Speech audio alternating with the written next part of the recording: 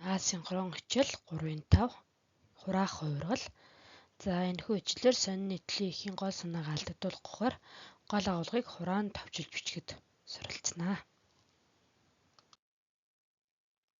За эхийн хувиргал гэж юу вэ? Сэргийн санаа. За эхийн хувиргал гэдэг бол их цогцлборын утга санааг хураах, дэлгэрүүлэх, их цогцлборын доторх өгүүлбэрээр цогцлборын байрыг солин сэлгэх, нэг утга санааг өөр нэгжээр илэрхийлэх, хэлбэрийг солих зэрэгээр өөрчлөхийг бол эхийн хувиргал гэдэг.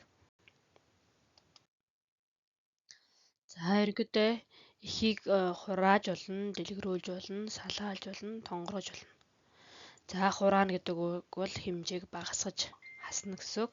Дэлгэрүүлнэ гэдэг бол нэмж дэлгэрүүлнэ мэдээллийг, салгаална гэдэг бол хэлбэрийг өөрчлөх, тонгоргох гэхээр байрыг солин найруулгыг хэлдэг. За одоо өнөөдөр бүгдээ эхийн хураах хувиргалыг дэлгэрүүлж үзье. За хураах хувиргал гэж юу хэлэх вэ? Эхийг уншиж утга санааг сайтар ойлгосны дараа тулгуур үгсийг олж гол санааг гарган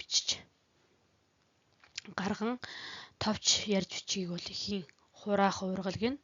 Дэлгэрүүлэгч үг өгүүлбэрийг хурааж ичгэд эхийн утга санаа бол алдагддаггүй. За эхийг хураахтаа юг анхаарах вэ гэхээр эхийг уншиж сайтар ойлгох. За эхийн гол утгыг хадгалсан өгүүлбэр түлхүүр үг өгүүлбэрийг ашиглан эхийг хураана.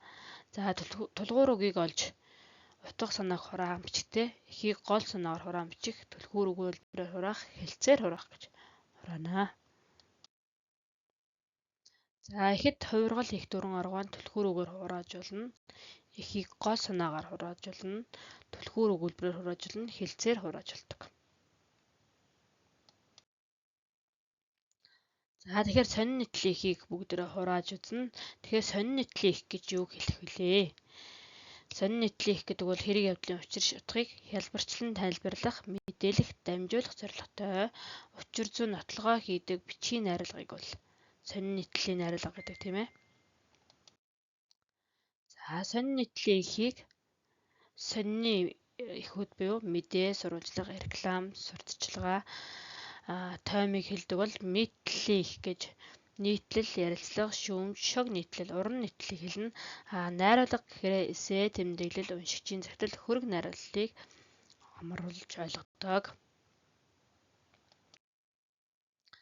За тэгэхээр хамтдаа энэхүү эхийг түлхүүр үгийг нь олох замаар утга санааг хураая.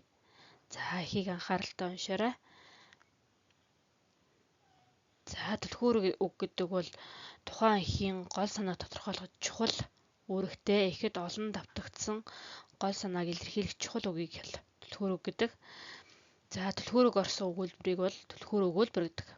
За тэгэхээр энэхүү ихэд маань бүтээл, сар, соёлын өв, урлаг, уран бүтээл, соёл, гэгэрл, спорт гэсэн гол санааг илэрхийлэх чухал үгс байна. Мөн бүтээл, сар гэсэн үг 2 удаа, 3 удаа давтагдсан байна.